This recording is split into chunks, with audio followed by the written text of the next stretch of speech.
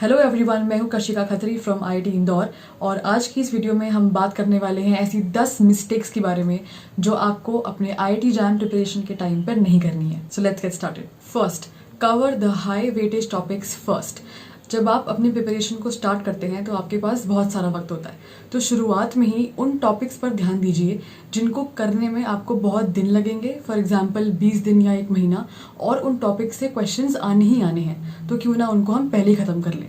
और इससे एक चीज़ और भी होगी कि लेटर ऑन आपका दिमाग रिलैक्स्ड हो जाएगा कि जो इम्पॉर्टेंट टॉपिक्स थे वो मेरे ऑलरेडी कवर हो चुके हैं। Next, make short notes. जब भी आप पढ़ रहे हैं तो मेक श्योर कि आप 2 तरह के नोट्स बनाएं। एक होते हैं डिटेल्ड नोट्स और एक होते हैं शॉर्ट नोट्स। डिटेल्ड नोट्स क्या होते हैं? जब भी आप कोई बुक पढ़ रहे हैं या कोई वीडियो लेक्चर देख रहे हैं तो उन डिटेल्ड नोट्स में उस टॉपिक की एक्सप्लेनेशन, कुछ क्वेश्चंस एंड फॉर्मूलाज होते हैं। और शॉर्ट नोट्स क्या होते हैं? उन्हीं डिटेल्ड नोट्स का एक शॉर्ट वर्जन जिसमें आप कॉन्सेप्ट्स को एक लाइन में लिखेंगे, कुछ इंपॉर्टेंट फॉर्मूलाज लिखेंगे कि अगर ये क्वेश्चन आया तो क्वेश्चन ऐसे सॉल्व करना है। ये शॉर्ट नोट्स बनाने इसलिए ज़रूरी हैं क्योंकि आप जब रिवीजन करोगे तो आप बार बार बुक खोल के नहीं देखोगे, आप बार बार वो वीडियो लेक्चर नहीं देखोगे, इसलिए ये डिटेल नोट्स को फटाफट रिवीजन करो और टेस्ट देने से पहले ये शॉर्ट नोट्स की रिवीजन करो। मैं अपने कुछ शॉर्ट नोट्स के एग्जांपल यहाँ पे लगा दूंगी और ये नोट्स आपको हर एक टॉपिक, हर सब्जेक्ट के लिए बनाने हैं। और आप एक चीज़ और कर सकते हैं, जैसे कुछ बहुत बेसिक फॉर्मूलाज होते हैं इंटीग्रल्स के, डिफरेंशिएशन के, जो आई एम श्योर कि सब जगह यूज़ होते हैं और जो हम जनरली भूल भी जाते हैं। तो इनको आप क्या करिए, जहाँ भी आप पढ़ते हैं तो अपनी टेबल पे या दीवार पे उनके नोट्स बना के वहाँ पेस्ट कर लीजिए ताकि आपके सामने वो रहें हमेशा। Next most important thing is the revision. अगर आपने सब कुछ पढ़ लिया है और आप रिवाइज नहीं कर रहे हैं तो ऐसे एग्जाम क्लियर नहीं होने वाला है। आज के दिन में आपने जो भी पढ़ा है उसको रात को एक बार सोने से पहले पढ़ लो ताकि आपके दिमाग में वो चीज़ें बैठ जाए। और फिर वीकली रिवीजन भी बहुत ज़रूरी है। इस वीक में आपने जो भी पढ़ा है उसको एक बार रीड कर लो, कुछ क्वेश्चंस फिर से सॉल्व कर लो ताकि वो चीज़ें आपकी रिवाइज हो जाए। अगर आपने 2 से 3 महीने तक अपने पिछले कॉन्सेप्ट्स रिवाइज नहीं करे तो आप बिल्कुल भूल जाएंगे एंड आपको वो टॉपिक रीस्टार्ट करने पड़ेंगे। तो इसको अवॉइड करने के लिए make sure you do daily, weekly and a monthly revision. Next, give tests. Don't be scared of giving tests. आपके जब 4 से 5 टॉपिक कंप्लीट हो जाएं उसका एक कंबाइंड टेस्ट दो और टेस्ट देने से पहले वही शॉर्ट नोट्स पढ़ो जो आपने बनाए थे। अब सिर्फ टेस्ट देना ही इंपॉर्टेंट नहीं है, उसको एनालाइज भी करना है। आपको देखना है कि कहाँ आपकी गलती हुई है। आप जो सोच रहे थे कि मुझे ये टॉपिक आता है बट असल में आपको वो नहीं आता है, आपसे वो इम्प्लीमेंट नहीं हुआ है, तो उनको लिखो कि हाँ मेरी गलती हुई है ताकि ये एग्जाम में रिपीट ना हो।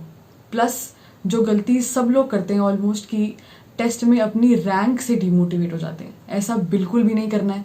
बस ये सोचना है कि अच्छा हुआ ये गलती अभी हो गई और ये फिर गलती एग्जाम में नहीं होगी। Next is to solve previous year questions. बहुत ज़रूरी, आपको पिछले 5 से 8 साल मिनिमम के प्रीवियस ईयर क्वेश्चन सॉल्व करने ही करने हैं। इससे क्या होगा, इससे आपको एक आइडिया लगेगा कि पेपर में किस तरह के, किस लेवल के क्वेश्चंस आते हैं। जनरली जब लोग आईआईटी जैम देते हैं तो इसके साथ साथ जेस्ट और टीआईएफआर के एग्जाम्स भी देते हैं और इन तीनों ही एग्जाम्स का लेवल बहुत अलग है। So you have to prepare accordingly. Next, virtual calculator. IIT JAM का एग्जाम जो है वो कंप्यूटर बेस्ड होता है, ना कि वो ओएमआर शीट वाला। वहाँ पे आपको अपना कैलकुलेटर लेके जाना अलाउड नहीं होता है।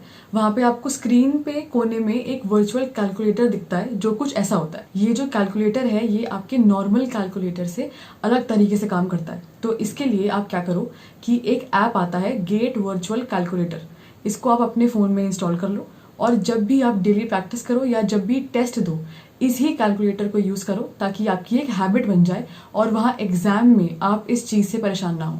Next, study exam focused. अब कुछ लोग होते हैं जो इमोशनल हो जाते हैं कि मैंने तो अभी पीएचडी कर लेनी है। नहीं, study strictly according to the syllabus. पहले आईआईटी आ जाओ, फिर आपको यहाँ अपने सब्जेक्ट के बारे में इन डेप्थ ही पढ़ना है। अभी जितना इस पार आने के लिए ज़रूरी है बस उतना ही पढ़ो। Next, stop comparing. ये गलती मैंने भी करी थी कि उस बंदे के मार्क्स ज़्यादा आ गए मेरे से, उसने क्लास में ज़्यादा आंसर करा, उसकी टेस्ट में ज़्यादा रैंक आ गई। कोई बात नहीं, सबकी जर्नी अलग अलग है, सबका दिमाग अलग अलग है।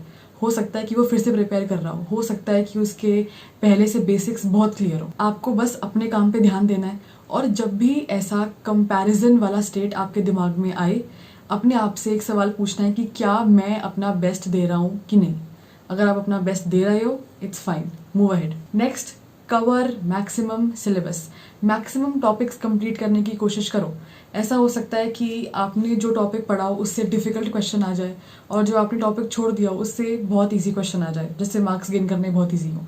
जैम में ऐसे बहुत टॉपिक्स होते हैं छोटे छोटे जो जनरली लोग छोड़ देते हैं कि ये तो नहीं आएगा, इतना बड़ा कौन पढ़ेगा एक क्वेश्चन के लिए। बट 0.5 मार्क्स के लिए भी कॉम्पिटिशन है, so make sure you put your best foot forward. Next, stay consistent. Consistency is the key. चाहे आप स्लो चल रहे हो, बस आगे चलते रहना जरूरी है, रुकना नहीं है बीच में। हार्ड वर्क करना है, स्मार्ट वर्क करना है और रोज करना है।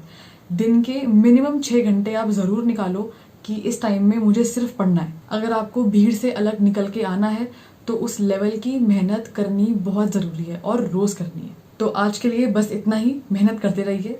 अगर आपको कोई भी सवाल है तो आप मुझे नीचे कमेंट्स में पूछ सकते हैं। नीचे वीडियो की डिस्क्रिप्शन में मेरी ईमेल आईडी दी हुई है, आप मुझे ईमेल करके अपना सवाल पूछ सकते हैं and feel free to reach out to me. So thank you for watching the video and I will see you in the next one.